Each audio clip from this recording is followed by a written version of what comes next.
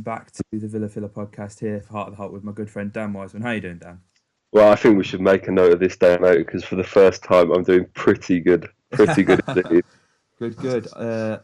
We've got plenty of good news to talk about, but I think first of all we should mention the sad news. Obviously, that is the passing of Doug Ellis, Deadly Doug himself. 94 years old, mate.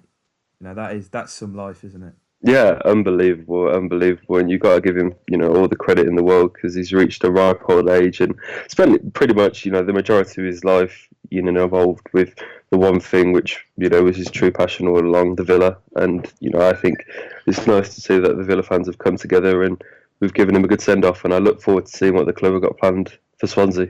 Yeah, hopefully we can see a packed out Villa Park for that, mate. And whilst it's not always a lot of fans see him as a top bloke. He ran the club he supported, and as soon as he realised he couldn't compete, he sold up straight away and did us all a massive favour. So rest easy, Doug. We're all thinking of you, and hopefully we can get something nice sorted out for Swansea for the club. It'd be nice to see if B6 has anything sorted out for that, actually, mate, wouldn't it? Yeah, absolutely. Because I think obviously, there's going to be is it a minute's applause Yeah, for the game, black armbands, and those are the kind of the official things. But it's going to be nice to see what we can do from a fan's perspective. I imagine, perhaps obviously B6 may well have something they're putting together. An applause, maybe minute's applause on a certain minute will be arranged. But yeah, it's certainly going to be a big date. For everyone at Villa Park. Obviously, with Dean Smith being there, but I think, before we allow ourselves to get carried away with that, we need to make sure that we give Doug the send-off he definitely deserves. 100%. He was a great servant to the club. International breaks, mate. I mean, they're usually pretty dull, and you've not got a lot to look forward to, especially if it is just qualifying rounds and this UEFA Nations bollocks. But last night it filled both me and you with joy watching our Birkir Bjarnason score in the World France. What a goal it was, by the way, mate. Yeah, I think That's his bread and butter, isn't it? it is. It's Tony Kroos-esque, those finishes Oh where yeah, he opens up his body and just passes it into the bottom corner. It really was a good goal, and I think he scored against France at the Euros as well, if I'm not he did. mistaken. Yeah, And and so Portugal. yeah, he's clearly got an eye for the big games, and I think he's certainly done our propaganda some justice. Oh, of course, mate. I'm hopefully gaining back them followers up during the World Cup. Gonna say I retweeted it, saying I can't retweet enough, and it's got like 21 likes. I mean, like, I think people know us now for the Beyonce people on Twitter, don't Well, I think there's only two of us, mate. they? Yeah. But no, I think Bjarnason's definitely going to be happy with the appointment of Dean Smith, isn't he? I think he's going to thrive in with the kind of football that Smith likes to play, isn't he? Yeah, I think a ball playing centre midfielder is going to be crucial to do to it. But I think the likes of Yedi and Whelan, those kind of more old fashioned, haven't got the technical ability of Bjarnason. I think when we look at his first 11 is really going to be interesting, and I think Birkir is certainly going to have a role to play because on paper he looks like the perfect midfielder. He does, and as you say, mate, interesting what his starting 11 will be because I think it's safe to say this year and last year we could all pretty much guess the starting 11 under Brucey, couldn't we? We'd have it nailed on and who was coming on and when. It would be nice to see El Ghazi start and Balassi. Smith likes playing his wingers, but it is mainly playing through the middle, isn't it? Having a lot of possession. It'd be interesting to see how the midfield lines up because we've got so many talented midfielders, and if he wants to play Hurahan and McGinn, then I don't see a place for Bjarnason. And I think Grealish will get a lot out of playing under a system like Dean Smith likes. So he's got a lot of tough decisions to make, and I think he takes his first training session on Monday. So hopefully, with a week's preparation, we should be ready for Swansea. Yeah, absolutely. And I think, as you were saying, it's going to be interesting because this season he's favoured a 4-2-3-1 at Brentford, which is not too dissimilar from the 4-3-3 that the Villa have been playing over recent weeks. And the two defensive midfielders that he played at Brentford is interesting because Sawyers and McEachran seem to be the two main players in that position. It's going to be interesting to see if he plays a similar style at Villa, and if he does, who those two holding midfielders are going to be.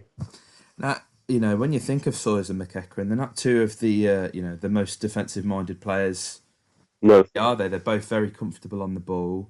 Sawyers, especially one we've seen at Warsaw in the past, and these are all confident players on the ball. And I think when you look at our midfield, it's fair to say that he's a class above, but it hasn't been performing. And I think everyone who we've got realistically, other than your likes of Jedinak and Whelan, this kind of football will really suit us, won't it? yeah, absolutely, and it's interesting because the midfielders, all of the midfielders, that I think it's Lewis McLeod, who's the other rotating midfielder. They play again very attacking minded, and he sits in that kind of number 6 role, which is really interesting. And it's going to be interesting to see just exactly how that pans out because the attacking options that are available to Smith, is really going to be licking his lips because we've talked about this so many times on this podcast. If we can get this Villa team firing, the potential is limitless, really. It is, and someone else who'll be licking his lips is certainly Scott Hogan.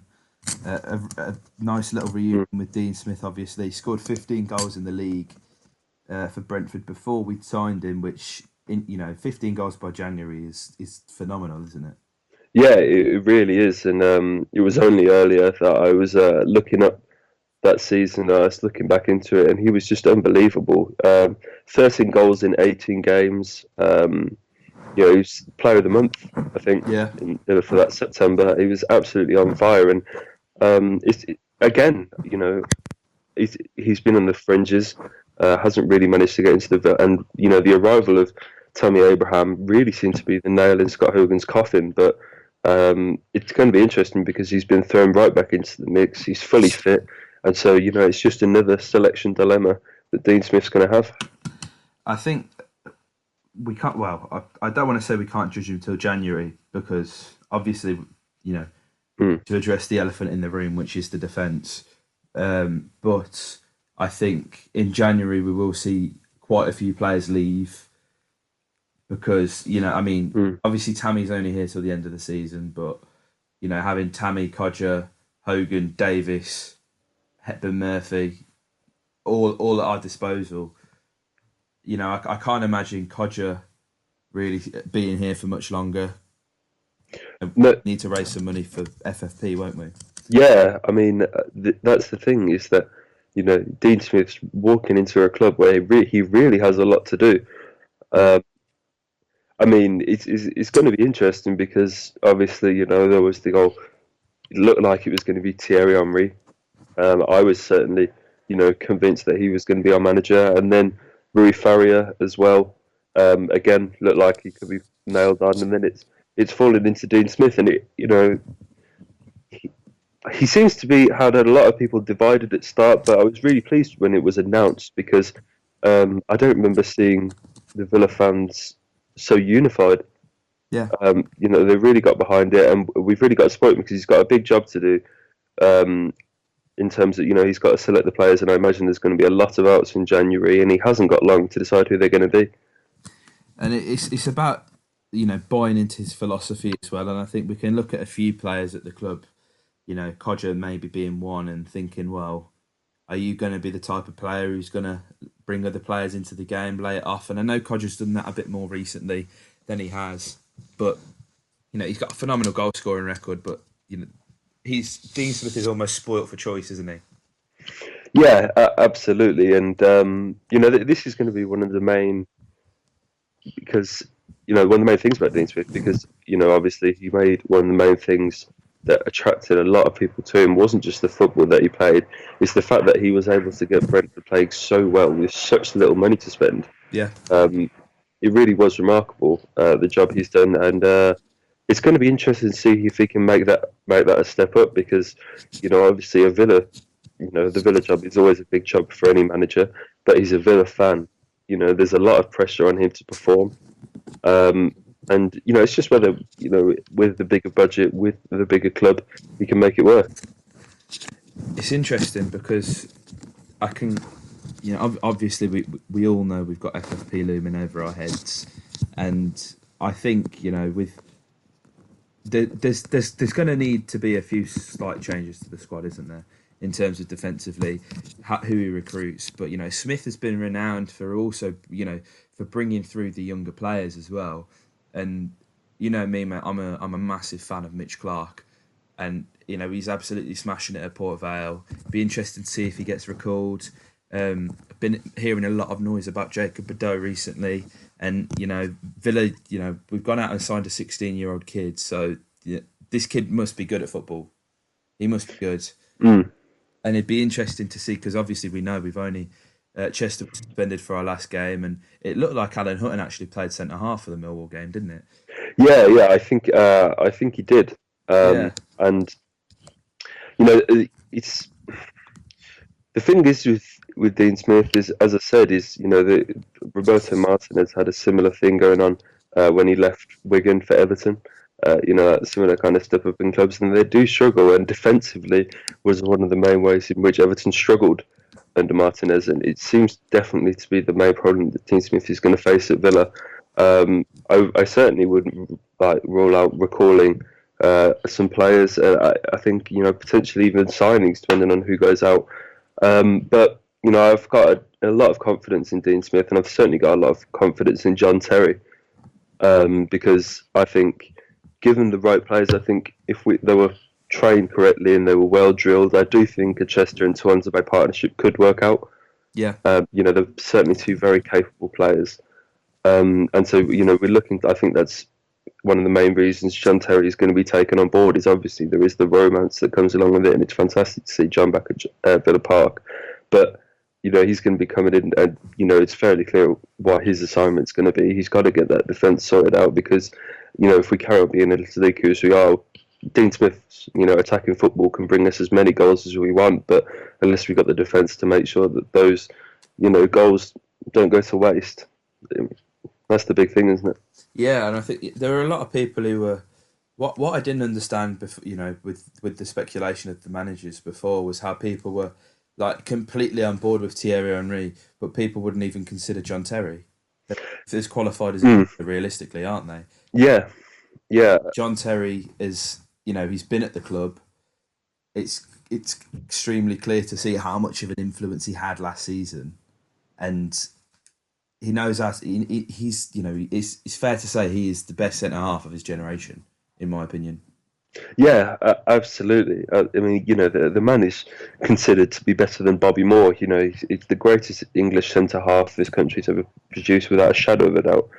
And it's just going to be good to, as I said, the romance of it is going to bring that feel-good factor back. But, obviously he seems to have a fantastic relationship with Chester. Yeah, And, Tuanzebe Bay as a centre-half, it's certainly got a lot to learn from, surely one of his idols really as a defender. And hopefully that appointment is going to come to fruition and we're going to stop conceding so many goals. that'd be the dream, mate. Imagine us keeping a clean sheet and scoring like 3 goals a game. Oh, mate, who knew? Who knew? It'd be unbelievable, wouldn't it? But no, I think the general consensus is everyone is extremely happy with Dean Smith. And we did talk about Thierry Henry. I think the three we mentioned in the last podcast was Smith, Henry, and Terry, wasn't it? Yeah. So we weren't too far off, really. No, I mean, I think it was interesting, wasn't it, in the bookies, because when Bruce was sacked, everyone seemed to point to Dean Smith pretty much straight away, and then he fell way out of the favourites. I think he was even taken off the betting at one point. Yeah. When Henry came in, then it was Furia. And we had Paolo Francesca, who everyone seemed to, and there were so many different names thrown into the hat. But I'm glad afterwards. I think I saw someone say that if whilst Bruce was in charge, if you'd have offered us Dean Smith and John Terry, I think everyone would fit in their hand off Of for that. course. And obviously, I think a lot of people were pretty set that it was going to be Henry.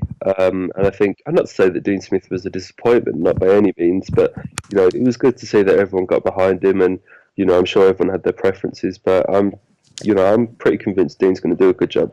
the owners, they've made the sensible move here with Dean Smith, haven't they? Because Mm. Thierry Henry or John Terry, as much as we may have wanted them at one point, could easily have gone, one of two ways, and all ended up in tears for both parties.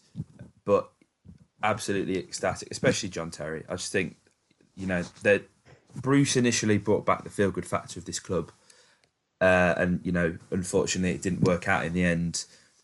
But now I feel like, the Villa fan base as a whole, everyone's going to get behind Dean Smith. We've got to realise it's going to take time. We can't play like Barcelona overnight. Especially against Swansea, and Graham Potter's got them playing some very nice football, playing out from the back. Two of the same types of football coming up against each other. It'll be interesting to see how we cope against Swansea, won't it, mate? Yeah, and they're a good team. Obviously Graham Potter was quite a surprise announcement Yeah. for their manager. Definitely a risk, but it's certainly paying off. I mean, the last two results haven't been great. A home defeat to Ipswich, which really was against the run of play. It's a remarkable result. I don't know if anyone listening has seen it. But Swansea were all over Ipswich. Definitely deserved to win the game. Ended up losing 3-2.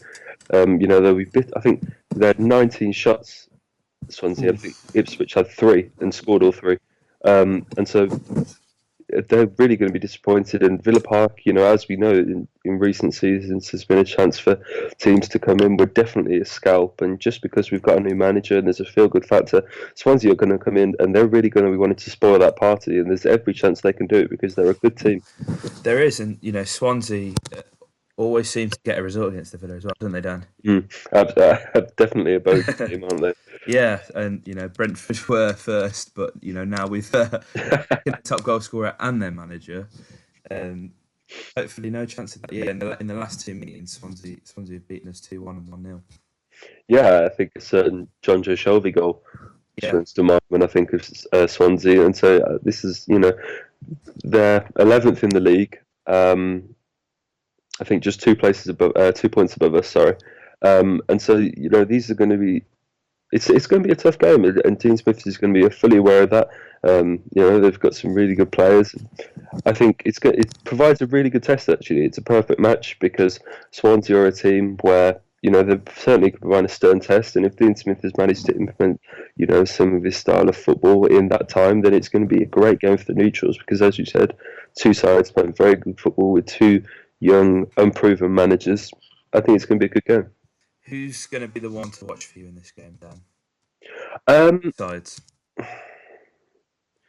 I think for Villa, it's whoever is starting up front, because I would like to see Scott Hogan, but I think perhaps the first game might be a bit too much, in terms of him being called into the starting lineup. But I think I really want to see whoever's up front benefiting from some attacking football. I think whether it's Tammy or Kodja, how they fit into that style is going to be hugely interesting to watch at the weekend. And in terms of Swansea, it seems like the goals are being distributed fairly evenly around the team, which I guess that comes from how playing expansive football from the back. Their top scorer is Ollie McBurney with 4 goals and 2 assists this year. He's been a player that we've sort of known about for a while now, and I think we were actually linked with him last summer, weren't we? Yeah, he's a good player, and certainly benefiting from the style of play that Swansea players we were talking about. They've scored all but 2 of their goals this season from open play, none from set pieces, and so we're all right then. Which certainly is going to benefit the Villa defence because we all know how awful we've been at defending balls into the box. But it goes to show the attacking football that they play. McBurney with 4 goals is a threat. Jay Fulton as well is a player that I think has definitely got some ability, and Barry Mackay as well on his day. He also at Rangers was certainly a good one-on-one player. I don't think he's quite hit the same heights that he did whilst at Swansea, but again, he's a player that's capable of causing damage. Joel Asoro is young, very quick, running at our defence could cause problems, and so it really is going to be interesting to see if we're able to contain them, because possession football is certainly going to be the order of the day for both sides. They've, I know we talk about how disgusting our depth is, but the fact that they've got like Wilfred Boney, Jefferson Montero, and Luciano Narsing, players like that, Mm. and Leroy Thoreau, who's obviously a starter in that team, who can come off the bench. It speaks really of the quality of Swansea, doesn't it? And I know they've just come down from the Premier League, so this will certainly be a tough challenge for the Villa, won't it? Then. Yeah, 100%. Attacking hasn't been their strong point. It's fair to say, but I think that the defensively, I really like. I think Van der Horn is a good defender. I like as I said, what Fulton can do, and so as I was said, we've got to take it with a pinch of salt. Obviously, new manager bounce could well be a factor, and I'd love to see the Villa get a result. But Swansea are a good team, and so if it doesn't work straight away, I think we've got to give credit to Swansea, and we've certainly got to give Dean Smith some time. Could certainly do with that new manager bounce, mate. With 3 games this week, obviously we've got Norwich away and then QPR away, following after. Then they're going to be tough games as well, aren't they? Because Norwich this year look like one of the teams to beat. Farke's got them firing on all cylinders. Yeah, absolutely. And before the season start, I remember thinking that Norwich are going to be right up there, because at the end of the day, Norwich are just are one of those yo-yo teams, aren't they? And Yeah, it's been a while since they put together a serious run for the Premier League, and so this season could well be their year. Um, Recent form has been slightly hit and miss. A loss to Stoke last time out before drawing with Derby, but as you said, they've scored some really good goals this season. I've been really impressed with what I've seen. I think they've scored 15 goals, 12 games. But I think they've conceded the same amount as well. So again, it's one of these sides where they've certainly got their weaknesses, and if we're able to play the expansive football that I hope we do, we could well get a result. yeah, and do you think Farke is an example of a manager where given time to implement their philosophy, it benefits the club long term, doesn't it? And I think that's something that hopefully we'll have with I almost said Steve Bruce then. Oh my god, with Dean Smith. Bruce obviously had enough time and didn't implement a philosophy. Yeah, I think again, he's one of these managers where, and Villa were linked with a few that coming over from abroad, provided a huge risk in the same way Potter did for Swansea coming in. But I think he was managing Borussia Dortmund's second team before he arrived at Norwich. And so really was an unheard name, but he's only 41. Going Farke, and he's certainly got a big philosophy, and he's certainly got a long career ahead of him. They love him up in Norwich, understandably, and he's, as I said, he's going to see this. And Villa are certainly a team who have conceded a lot of goals, and playing the way that Norwich do, again, expansive football. We're really going to have to assure, if we're going to get any points out this week, the first thing Dean Smith's got to attend to, as we're saying, is the defence. Yeah, and in other news, obviously talking about strikers and scoring goals. It's a really weird segue, actually. Let's go to Australia and look at Ross McCormack at the Mariners. Scored a goal. I think the game was today. Actually, I don't know. I mean, their time zones are pretty weird. I saw it on Twitter this morning. A header from McCormack, and his striking partner Usain Bolt got a hat trick. What is football? No, it's surreal, isn't it? I watched the videos, and off goes Usain Bolt, and I think he banged out a fortnight celebration as well. So I saw someone say he's officially a footballer now, part of the club. And to see Ross McCormack run up behind him and congratulate him, he's out there with the most surreal things I've ever seen. I mean, modern football it's an incredible world, isn't it? It is, and Bolt really he's not bad at football, but. Wow, I mean, Man United must be kicking themselves now, mustn't they? Well, I think there's a Villa with the fast, expansive, attacking football. The Ross McCormack link. Who knows? Maybe we could see that duo up top for the Villa coming to a stadium near you.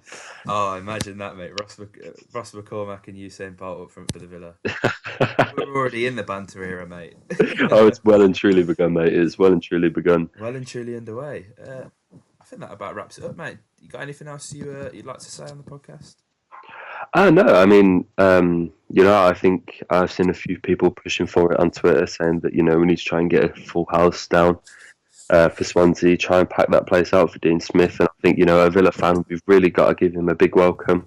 As I was saying earlier, the Doug Ellis element, is really going to add to the atmosphere as well. And I think there's going to be a real good, feel good vibe around Villa Park at the weekend. I'm going to be there to experience it. Yeah, I'm travelling back from Manchester without a doubt.